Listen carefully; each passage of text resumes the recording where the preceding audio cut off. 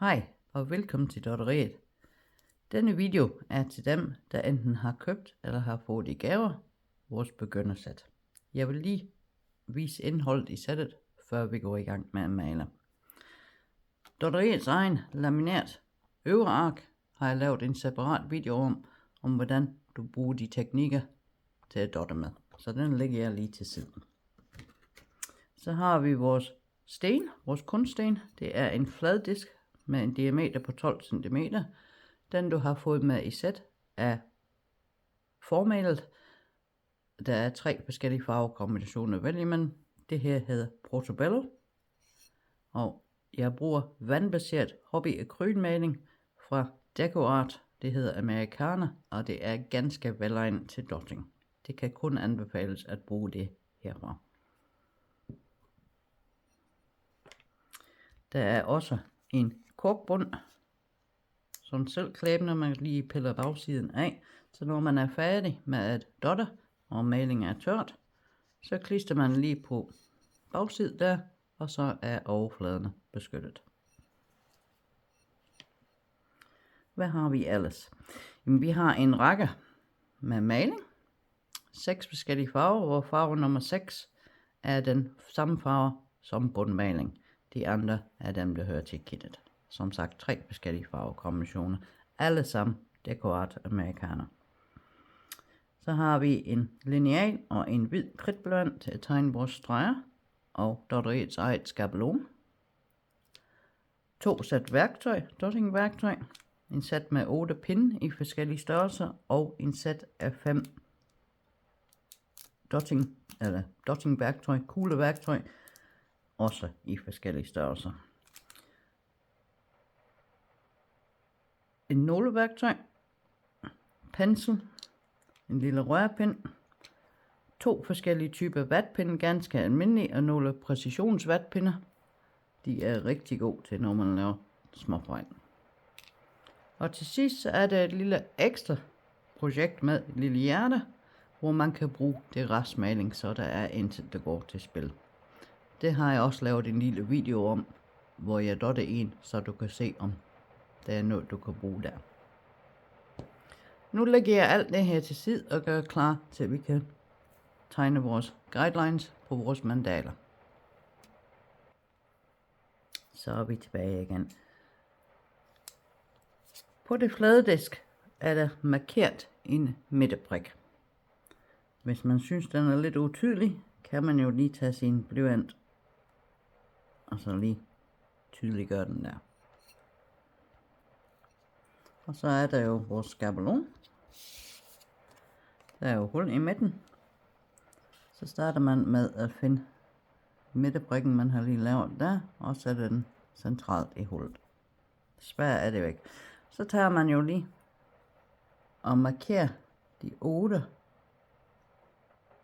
punkter på stenen. Man skal ikke trykke alt for hårdt ned, fordi det kan dele være svært en gang imellem at få fjernet de her kridtstreger. Men nu har vi markeret 8, så skal vi jo ikke bruge skabelon med til det her projekt. Så tager man sin lineal, og så forbinder man de her prikker, og de skal gå igen midterpunktet selvfølgelig. Igen, ikke tryk for hårdt ned.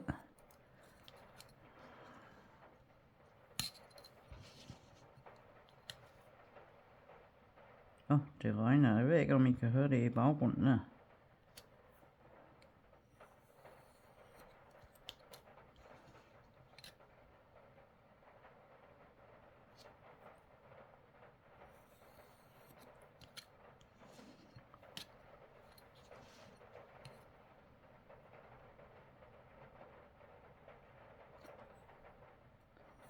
Sådan.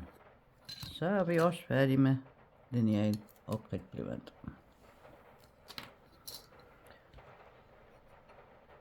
Sådan ser vores fladdisk ud lige nu. Vi har 1, 2, 3, 4 streger og 8 segmenter. Når man dotter, så er det jo rarest med en lille drejetallerken. Eller en stor drejetallerken, afhængig af hvad man har. Man kan selvfølgelig holde i hånd og dotte Men så hvis man har brystet lidt på hænder, så er det jo lige 2 brysterbevægelser, man skal holde styr på. Dotteriet har 2 forskellige drejetallerkener. Vi har en stor model på 30 cm, og så har vi en lille model på 15 cm. Til denne video, så tager jeg lige den store, fordi så har jeg også noget, den er godt brugt, kan du jo nok se. Så har jeg også noget, jeg kan lige hvile min hånd på, fordi jeg ryster også en lille smule på hænder. Udover sættet, så skal du enten bruge en fugtig klud, det er en gammel t-shirt det her, eller vådservietter til at tørre værktøjet af med. Så jeg bruger lige vådservietter her. Så er vi klar til at komme i gang med at male. Og vi starter med den gule pind og farve nummer 1. Og her skal vi lave vores prik i midten. Så jeg åbner låget på farve nummer 1. Imellem hver farveskift, eller når man skifter farve, så husk at lukke låget, så malingen ikke tørrer ud. Er malingen blevet en lille smule tyk, det kan jo godt ske, hvis den har måske ikke været brugt i et par måneder, så kan man lige tilføje en enkelt dråbe vand, og så lige røre rundt med rørpinden.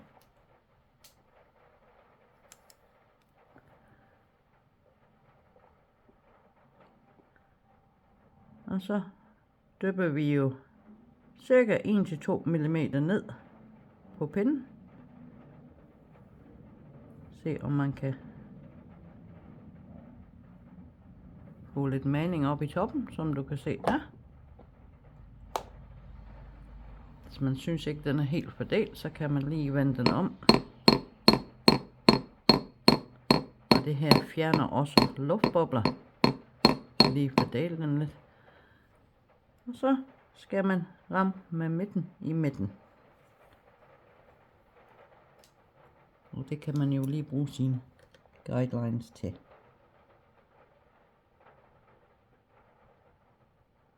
Sådan. Super. Så skal man jo lige tørre værktøjet af.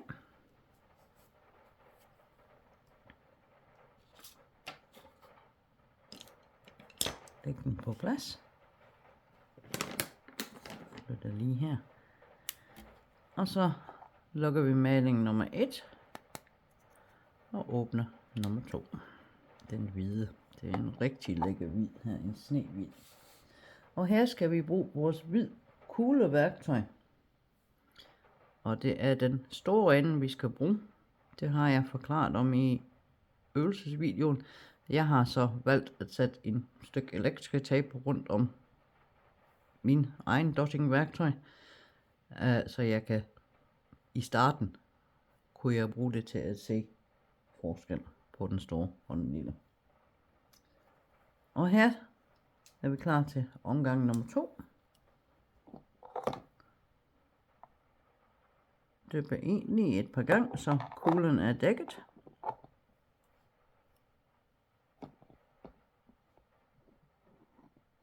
Og så på de 8 streger, så tæt på midterprikket som man kan komme, dog uden at røre ved det,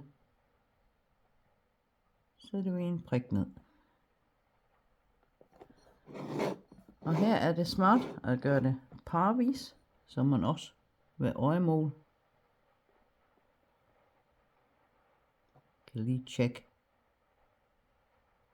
at de er over for hinanden. Man kan også rette lidt på størrelse, hvis man synes, at de er ens. Den der synes jeg nemlig er lidt lille. Sådan. Så har vi de første 4. Og igen, de streger vi har tegnet, de er kun guidelines, altså så man kan sagtens prikke eller dotte lidt ved siden af, hvis man synes ikke den er helt jævn eller ensartet. Sådan, og nu har vi vores første 9 prikker. Den store midterprik, og så en i bunden af hver segment. Og så fortsætter vi rundt med, at vi laver en i midten. En imellem de to prikker, vi har lige lavet.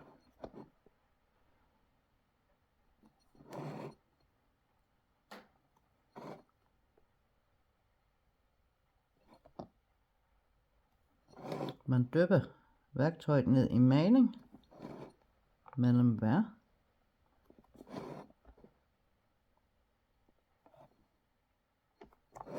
Og det er meget vigtigt, og det er noget ikke vigtigt, altså det er noget man lærer med tiden, at det er en gentagende bevægelse, så man får det samme mængde maling på hver gang.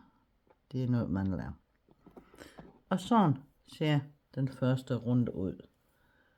Så tørrer man lige sit værktøj af, lægger den på plads, lukker låg nummer 2, og så åbner låg nummer 3.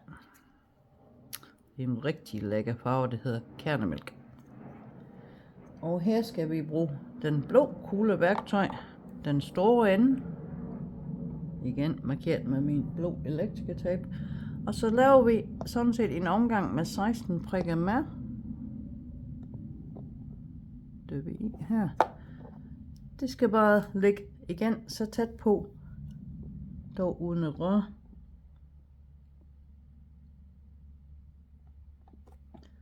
Ind imellem de hvide, som vi har lige lavet.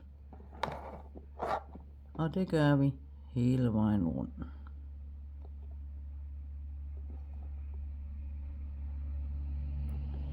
Og man kan bruge sin øjemål.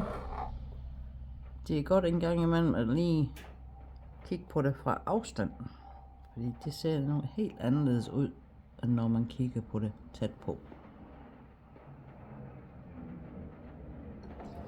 Dyppe i maling imellem hver prik.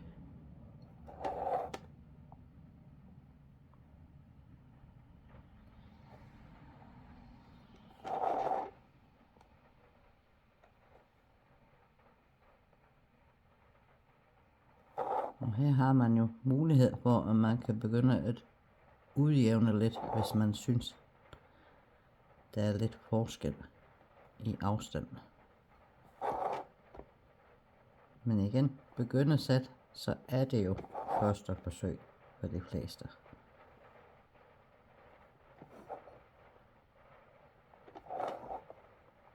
Det er så rart at kunne hvile sin hånd ned på pladen her, mens man dotter. Sådan, så er vi færdige med denne omgang. Vasker lige værktøjet af. Lægger på plads. Lukker låg nummer 3. Og så bruger vi farve nummer 4. Og vi gentager. Denne gang med vores mindste pind. Den er 3 mm i diameter. 16 prikker en gang til.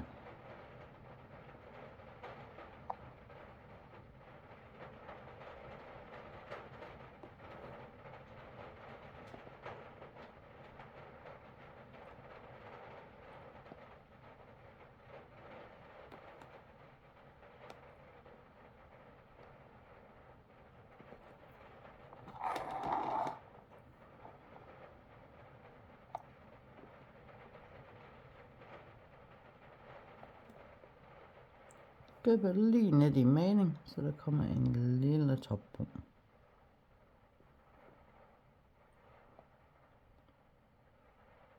Og når man bruger de pinde her, er det vigtigt, at de ikke kommer ned og rører ved selve overfladen. Det er kun maling, der skal lige ned og kysse overfladen. Kugleværktøjet, der må man gerne trykke på overfladen.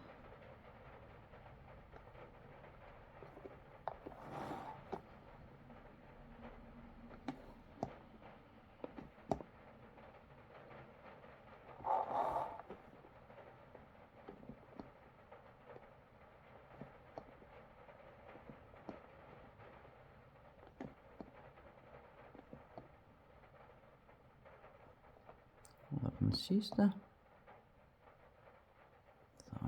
er det ikke fine, de farver sammen. De har så mange lækre farver i Decorations Americana. Der er rigtig mange, jeg har. Jeg vil ikke sige, at jeg har dem alle sammen, men jeg har pænt mange. Så tager man lige værktøjet af, pinden af, lægger den på plads, lukker låg nummer 4.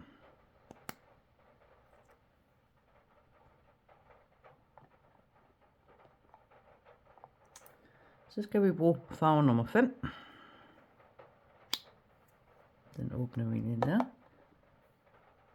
Og så skal vi bruge den lyserøde pind. Og her skal vi lave 8 pænt store på hver streg her. Og hvis ikke lige dottene matcher op, som du kan se, den er jo ikke helt centreret på stregen, så bare ud fra midten. Og dyppe i farve nummer 4. Det er lidt nemmere med de mindre stav. Se, fin rund top der. Og så lige ned og kysse overfladen. Bum. Og igen, her er det godt at gøre det parvis, så man kan sørge på, at de er over for hinanden.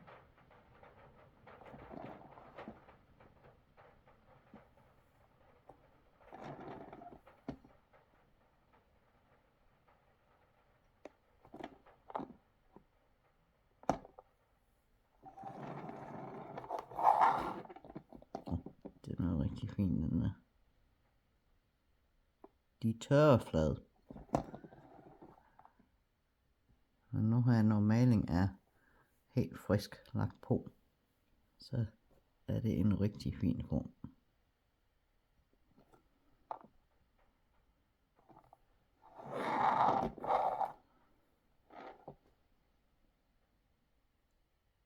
Og igen, brug din øjemål lidt fra afstand, for at se, om de nu er mere eller mindre jævn afstand fra hinanden.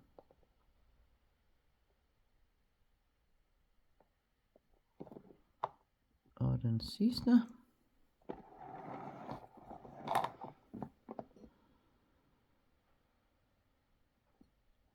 Sådan der. Lukker lige låget. Tager værktøjet af. Man får en meget farverig vådserviet nogle gange. Lægger værktøjet på plads.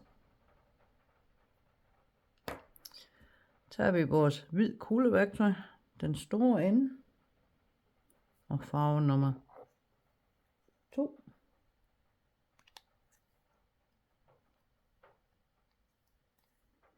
Og så laver vi en prik i midten, så man skulle gerne have den til at line op. Og det gør vi med alle 8.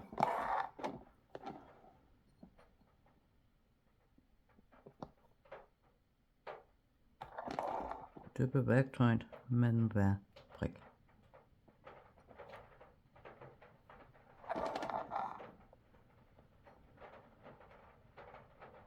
Du kan se, det matcher ikke helt med retterstregene.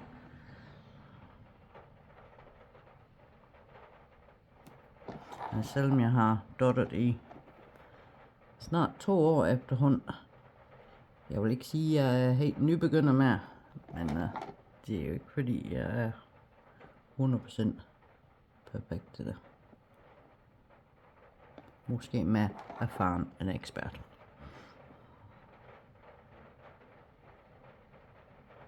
Sådan der.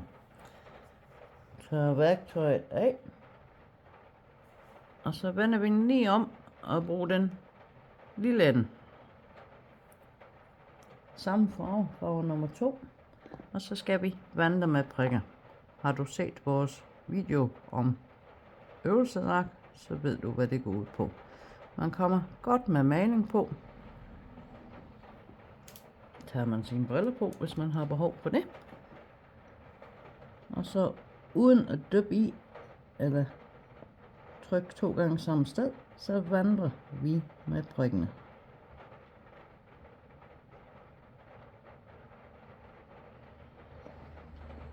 Så får vi den effekt, hvor prikken bliver mindre og mindre for hver gang. Dyppe en gang til.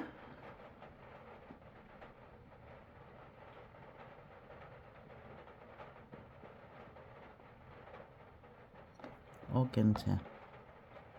Og det gør vi hele vejen rundt. Så jeg sætter lige videoen på pause, og så ses vi, når den omgang er færdig. Så har jeg lavet alle 8. Og her er det vigtigt indimellem at lige tørre værktøjet af, fordi det kan komme en opbygning af tør maling, som gør, at ens prikker bliver større for hver gang. Nu skal vi jo egentlig gøre det samme, bare på den anden side. Og her finder jeg, så jeg kan bedre se, at det er nemmest at tage i modsat retning.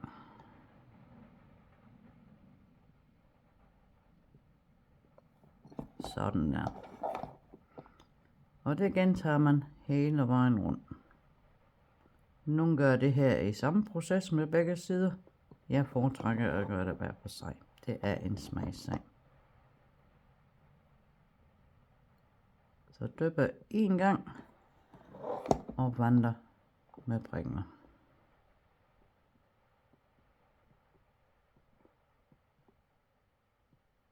Jeg sætter den lige på pause, så ses vi, når vi er færdige med det.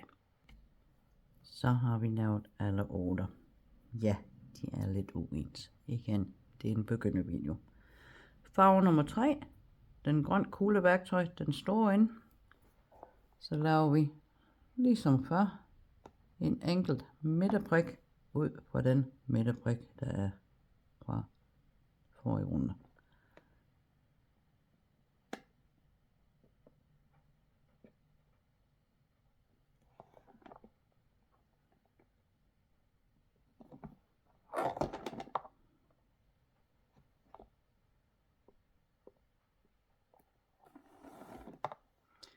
Det er ikke om at gøre det hurtigt, det er om at nyde processen.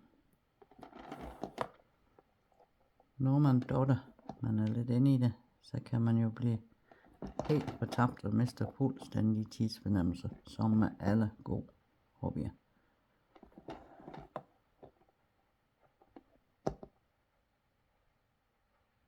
Sådan, det var under.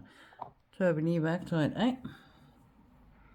Og så skal vi bruge den hvid kugle værktøj, den store ende, samme farve nummer 3, og så vandrer vi med prikke af igen.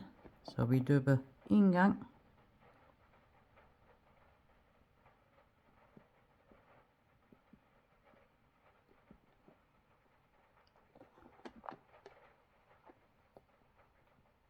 og så prikker vi videre. Og det gør vi hele vejen rundt, og så igen på den anden side bagefter. Så jeg pauser videoen, og så mødes vi, når vi er færdige med det. Så blev vi færdige med denne runde. Igen, lige stræk nakken lidt, mens du laver det her, fordi man kan godt blive rigtig koncentreret. Især i starten, der kan man spænde nogle muskler. Så kig lidt på det på afstand, og vi har allerede en flot midte til vores mandala. Det ligner nærmest en blomst. Så skal vi i gang med næste runde, og der skal vi lave nogle dråber. Så det skal vi bruge den største af de gennemsigtige pinde og farve nummer 1. Og her skal man jo lige bruge lidt øjemål. Dyppe på, så man har en lille top der. Og så ind imellem de her. Gerne lige på linje med de øverste prik der. Så dypper man forsigtigt. Og man gentager lige det, så man fylder noget maling på prikken. Den skal helst ikke blive større, men det skal være maling på. Det kan man gøre en 2-3 gange. Sådan der. Lægger værktøj til side. Og så tager man sin nåleværktøj. Og her kommer jeg lidt tættere på, så du ser, jeg vender den lige om, så jeg arbejder mod mig selv. tager lige mine briller på, så jeg kan se spidsen. Og så trækker man maling ned med sin nåleværktøj. Lige så forsigtigt, så man kommer ind imellem de to, hvad skal man kalde dem på, blomsterblad. Og så kan man lige fylde lidt ud der i siderne, så de bliver mere jævnt. Det er en smagssag. Dem her har vi øvet på vores øverark. Sådan. Og det gør man ind imellem hver blomsterblad. Så vi viser det lige en gang til. Cirka samme afstand midt imellem de to der. Fylde maling på prikken.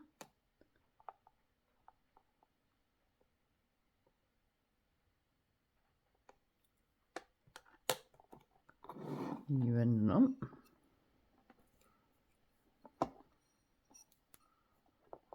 Og så trækker man maling ned mod midten.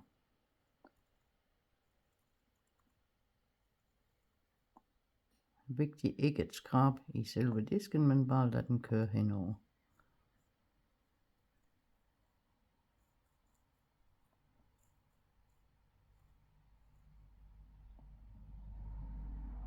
Sådan der.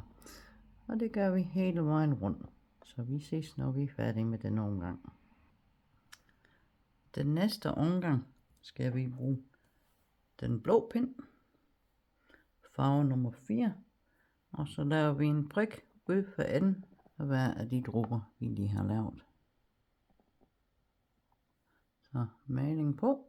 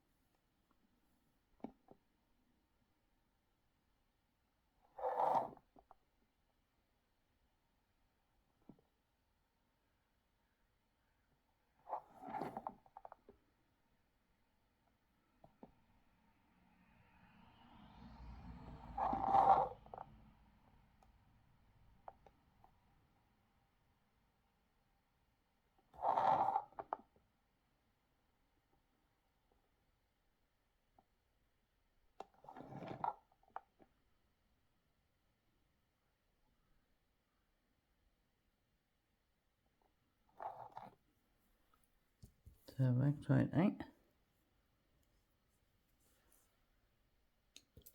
Og så skal vi bruge den hvid kugleværktøj, den store ende.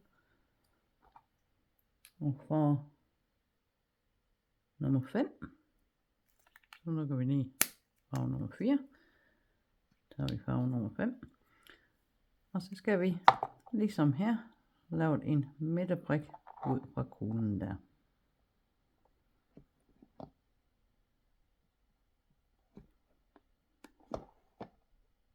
Og det gør vi hele vejen rundt.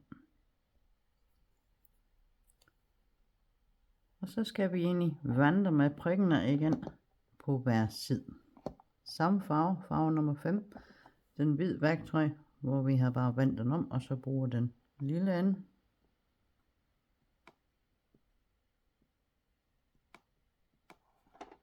Og så vandrer vi med prikkene ned til vores dråber. Og det gør vi i begge sider. Så vi ses, når vi er færdige med det. Og vi er klar til at lave endnu en gang, hvor vi vandrer med prikker. Den grønne værktøj, den store ende, og farve nummer 3, laver vi midterprikket hen over dem, vi lige har lavet.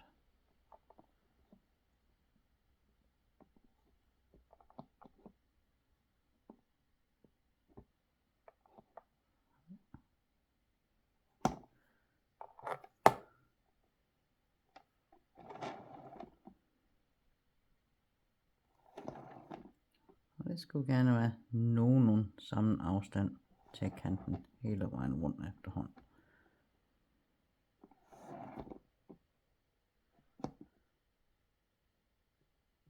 Der er lidt forskel her, men fra en afstand kan man jo ikke se det.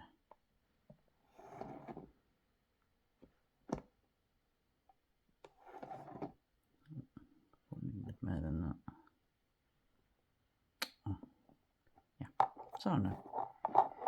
Så tør man lige værktøjet af. Og så med den hvid kugleværktøj, den store ende, vandrer vi med prikkene, farve nummer 3, ned ad begge sider. Jeg viser lige de første par omgang her.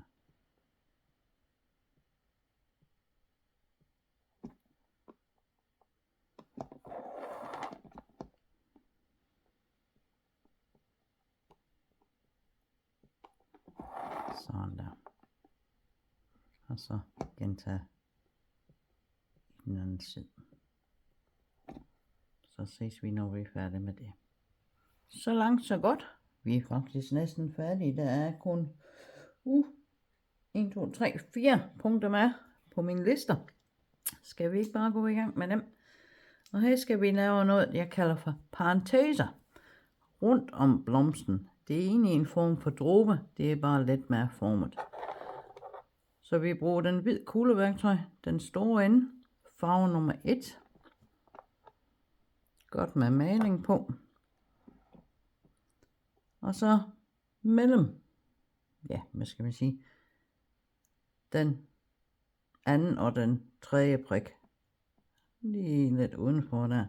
Så følger vi godt med maling på her.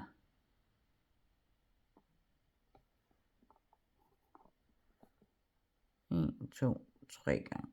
Sådan der. Så man lige hvile værktøjet der. Og så skal vi bruge vores nåleværktøj. Så tager jeg lige mine briller på igen. Håber I kan se. Og så skal vi trække maling, ligesom vi gør med dråbene. Og her kan man altid følge med maling på. Oppe i toppen. Og så laver vi lige en parentese. Nærmest. Rundt om vores lille blomsterknop. Det kan godt kræve lidt øvelse, det her. Sådan der. Viser det lige en gang til, og så skal vi gøre det hele vejen rundt og gentage i den anden side.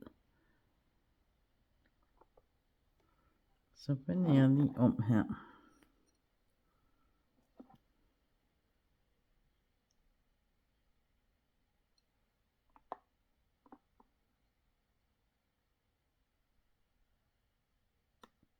Fylder godt med maling på.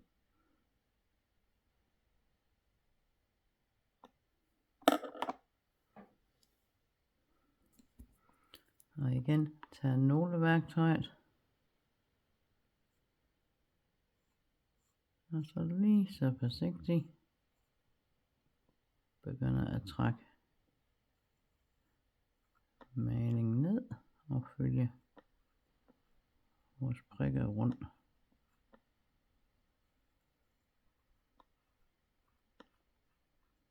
Ned til bunden der. Bum. Så fint.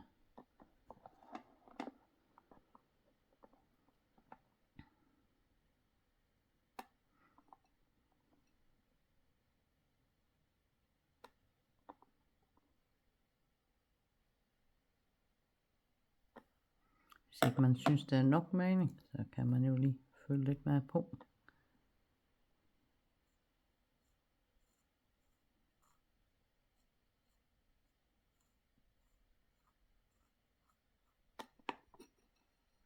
Og her gælder det om at passe på, at man ikke trykker fingret i. Sådan. De prikker, man har malet i forvejen. Og så igen. på den anden side.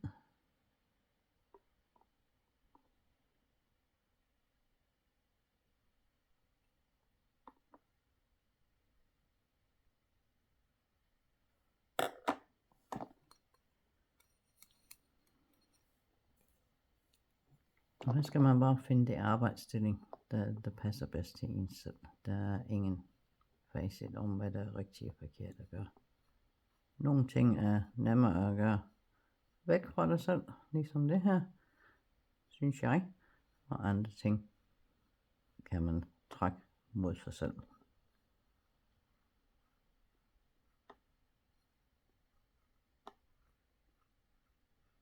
Sådan der. Og se, det er jo ikke en stor ting. Men det synes jeg ikke, den blev særlig pæn. Så her, det er jo her, vi kan bruge vores præcisionsvatpind. Lige få den lidt. Og så kan man forsigtigt lige fjerne det plat, man synes ikke lige er helt så pænt.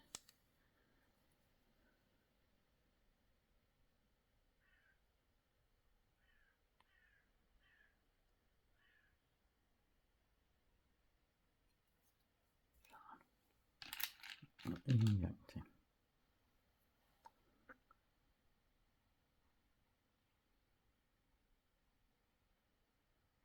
Sådan der. Og så skal den bare have lov til at tørre. Det her gør vi hele vejen rundt. Og så ses vi, når det er færdigt. Så er vi færdige med vores første sæt parentes. Næste omgang, det skal vi bruge den samme værktøj, det vil sige den hvid kugleværktøj, den store ind. Den her gang med farve nummer 4 og nåleværktøj. Og vi laver egentlig lige præcis det samme igen med endnu et sæt parentes. Denne gang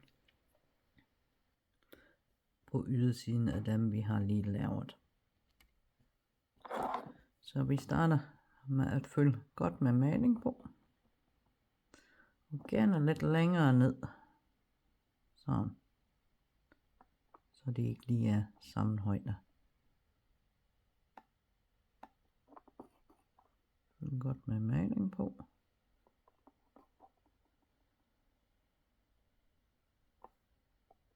Det er så fint, de her små, hvad kalder man det på det her for maling. Fordi man kan lige hvile sit værktøj på, imens man ikke bruger den. Og så laver man lige igen, uden at røre ved, men så tæt på man kan komme.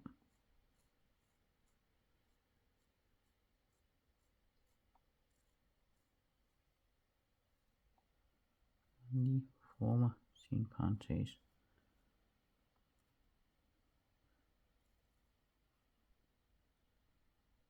Sådan der. Og så gentager vi på den anden side.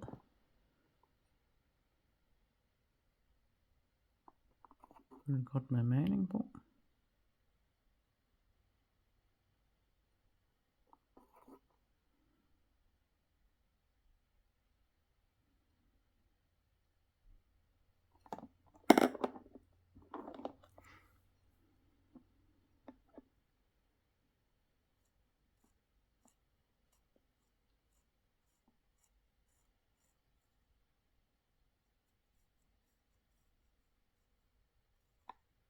Sådan der.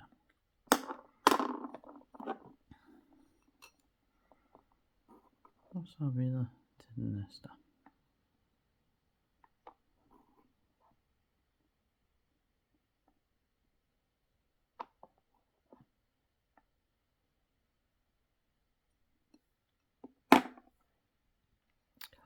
Så kommer jeg lige til at lave en lille splattefejl.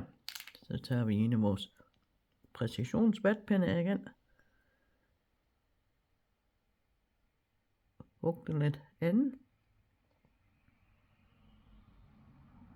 Og forsigtigt forsøge at rette op.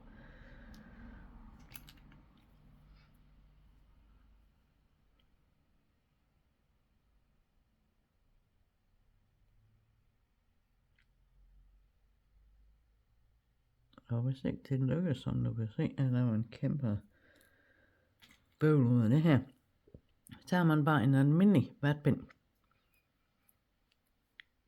Lige fugt ind, og så kan du egentlig bare tage det hele af.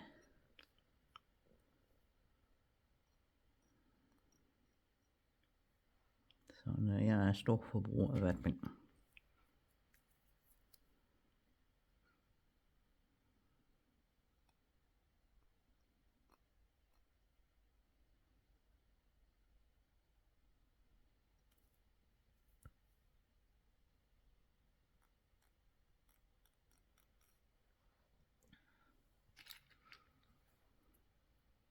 Så er vi næsten færdige her.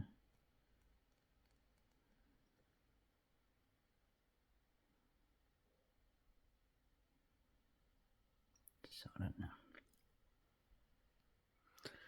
Så lader vi de lige ligge tør, så kan jeg lave på den anden side imens.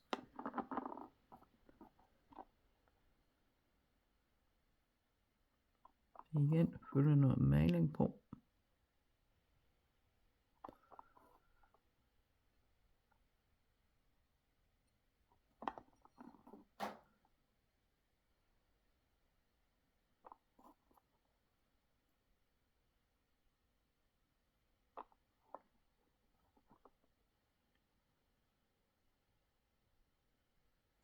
Sådan. Man kan sagtens, når man følger så meget maling på, lave 2 prikker på en gang. Der er lidt øvelse i, hvad man laver her. Så går det jo lidt hurtigere med tiden.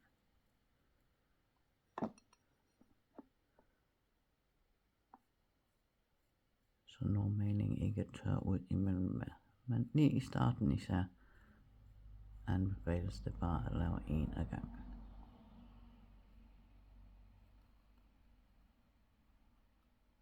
Sådan der. Og det gør vi hele vejen rundt, og så ses vi, når vi er færdige med det. Så skal vi i gang med den næste runde, og til det skal vi bruge den største af de gennemsigtige dottingpinde og farve nummer 5. Og det er jo ikke så mange bane i det her runde. Vi skal lave 8 prikker. En mellem hver ud til kanten. Og så gerne så centralt mellem de 2 blad som muligt. Og det gør vi hele vejen rundt.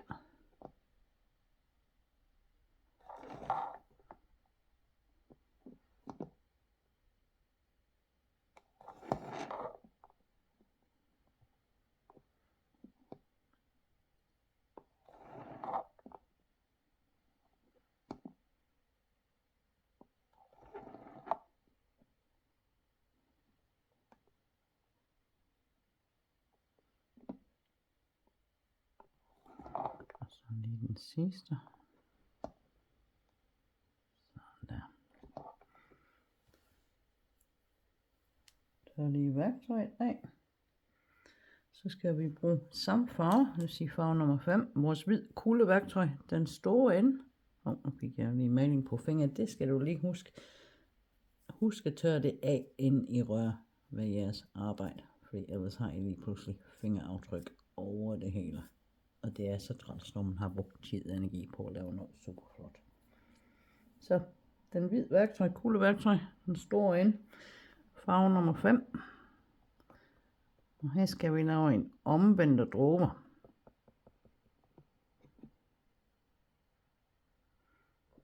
Og så følger vi jo på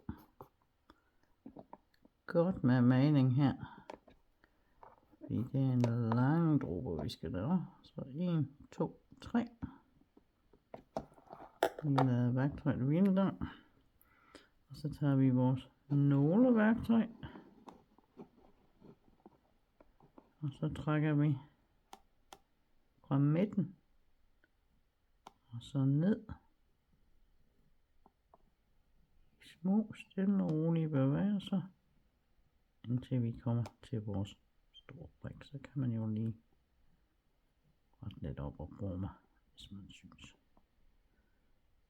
Sådan. Jeg ved ikke, om I kan se det. Jeg kan se det. Jeg har et lille luftboble. Det er svært på grund af lyset, tror jeg, men lige der. Og det er et nåleværktøj også fantastisk til. Fordi det er træls, når det er tør, og der kommer nogle luftbobler. Så kan man jo lige prikke hul ind i. Sådan. Og så gentager vi det med sådan en omvendt dråbe hele vejen rundt. Følger godt på.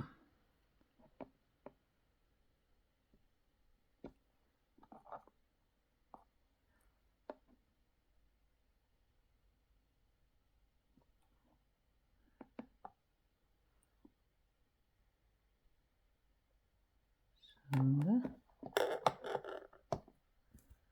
Tag nåleværktøjet. Og så træk ned fra midten og stille og rolige bevægelser. Og at forme den flotteste dråbe. Sådan. Og det gør vi hele vejen rundt. Og så er vi færdige med at lave vores sidste omgang med dråber. Så sådan ser den begyndermandala ud, hvor vi har brugt basisteknikker og øvet dem. Vi har lært, hvordan vi former en mandala, eller den her type mandala, og hvordan med andre størrelser på værktøj, vi kan udvide eller formindske. At dråber, de kan laves i mange former, og de farver, de ser bare rigtig godt ud sammen. Hvis du tænker, jeg har en masse plads til at lave nogle ting endnu, så kan du jo bruge værktøj, restmaling og fantasien, og de teknikker, du har lært, og så pynt videre på det. Jeg har også lavet en video, hvor jeg viser, hvordan jeg har pyntet videre på det. Så det kan du jo gå ind og se på, hvis du vil have lidt inspiration der. Men så er din begynderundervisning sådan set slut herfra. Jeg vil lige vise de andre 2 farver her. Der fås i vores begyndersæt. Den her, det er bare en fyrværkeri af farver. Det elsker jeg, og det her det er nogle dejlige kolde farver. Så jeg synes, det er nogle rigtig gode farvekombinationer, vi har valgt. Og du kan se, selvom det er lige nøjagtigt det samme mønster, så får de hver deres udtryk. De her hvid kridtstreger, vi tegnede, da vi startede, de skal selvfølgelig fjernes. Og det gør du, at du venter i en 5-6 dage, 4-5 dage, indtil malingen er helt tørt. Og så tager du en fugtig klud. Helst ikke en vådserviet, men jeg har en af min mands gamle t-shirter her. Lige lidt vand på. Og så forsigtigt kan du jo fjerne de kridtstreger der. Nogle af dem, de kan godt være lidt genstridige, men så lader man det tør, og så prøver man igen. Og det var sådan set det. Så kan du jo kigge videre på næste video, hvor vi viser, hvordan man kan pynte videre på det. Altså, vent til det er tør. Fjern kridtstregerne. Læg din korkbund på, og så har du en rigtig flot pyntegenstand, som den er. Tusind tak, fordi du vil se med. Har du spørgsmål, er du velkommen til at kontakte os på info@dotteriet.dk. Jeg står klar til at hjælpe og svare på spørgsmål, jeg kan. Hej hej.